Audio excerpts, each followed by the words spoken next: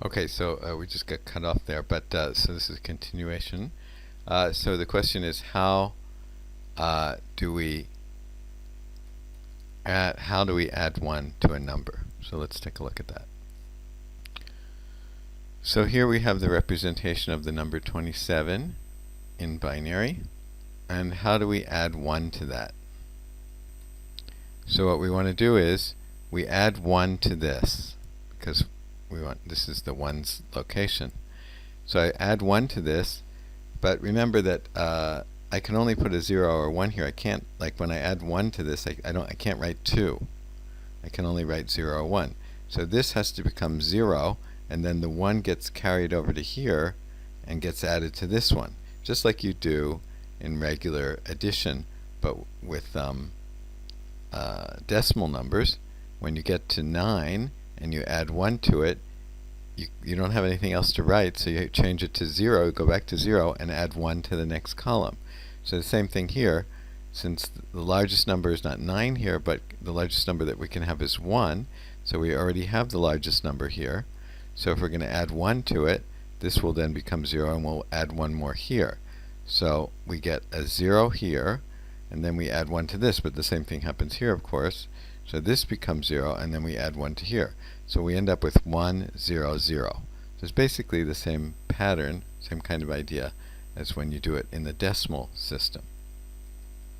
So he says, just like the math you're familiar with, if you hit the quote-unquote ceiling value, the largest value, which is 1 here, not 9, for the base, in this case base 2, you set the digit to 0 and so-called carry the 1. That's what we say in English, carry the 1. So what he says is, as you can see, binary math is no different from decimal base 10 math. And if you try to add 1 to the first bit, it won't fit. So you revert it to 0 and carry the 1 to the next bit. The same thing happens, and you carry the 1 to the third bit. At this point you've finished, and if you add up the value, you get 28 as intended. In other words, if you go to and you check what this is equal to, it's going to be equal to 28. 1 times 16, 1 times 8, 1 times 4. 16 plus 8 plus 4 is 28. So when you type in a number like 27, the computer has to convert that to binary. That's just the way it works. So any value you have in your program ultimately has to be converted to simple numbers, in other words, binary numbers, for the computer to do anything with them. To make a program run more efficiently, therefore, you should have not so many conversions, because the more conversions you have, the more time it takes. So in addition to the idea of using more memory, which we've been talking about, there's another consideration that you want to think about when you're making a program, and that's how fast it's going to run, how long it's going to take to complete it. And one of the issues is, how many conversions does it have to do, because conversions take time. So he says, here's an example of something you don't really want to do. So as we said before, if you have a string variable and you set it to a number and then you add 1, besides the problem of using up a lot more memory, you're also going to end up doing more conversions, which means it's going to run more slowly as well. So in addition to taking up more memory, it's going to run more slowly. So there's 2 reasons why we don't want to do it this way. But let's examine exactly how we get 2 conversions for this, whereas we could do just 1 conversion if we did it so-called more properly. Okay, so first you create the string variable like this, and then you assign it the value 27 as a string. You assign the 27 to that string, and this uses 4 bytes of memory, because remember, each in a string, each character is 2 bytes. So that's 4 bytes of memory. Now to add 1 to this, the computer first has to convert 27 to an internal hidden integer variable that contains the value 27. So in order to add, it has to make it into an integer first, because it can't add strings. First has to convert it into an integer. So that takes time. And this uses an additional 4 bytes of memory, because we said 32 bits for each integer, so that's 4 bytes of memory. So now we have 4 bytes for this plus another 4, so we have 8 bytes altogether. And then he says, however, more important, the conversion takes time.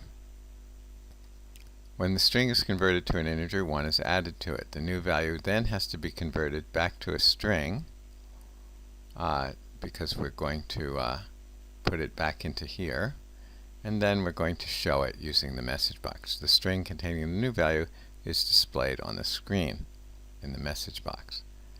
Okay, so we saw that we had to do 2 conversions there.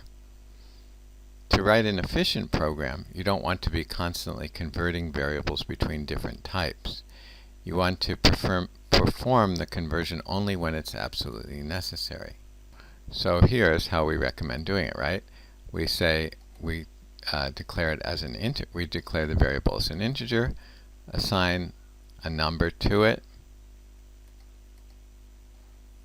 add 1 to that number, and then display it. So what is that? You create an integer variable called int_num. You assign the value 27 to the variable, you add 1 to the variable, and then you convert it. So you only convert it once.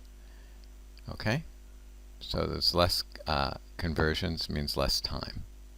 In this case, you have to do only 1 conversion, and it's a logical one. Use the toString method on the integer data type, and the message box message box works in terms of strings and characters, so that's natural to do that conversion, but you only have to do 1. So he says what you have done is reduce the number of conversions from 2 to 1. This makes your program run more efficiently and use less memory. Again, it's a small improvement, but imagine the improvement occurring hundreds of thousands of times each minute. You'll get an improvement in the performance of the system as a whole. Then he says, note, it's absolutely vital that you work with the correct data type for your needs. In simple applications like the one you've created, in this chapter, a performance penalty is not really noticeable.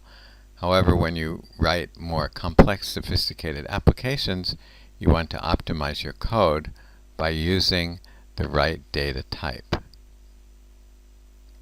Okay, finally, we're getting to the most important part of this chapter, which is a discussion of methods. So that's the most important. That's a very critical discussion that we need to have.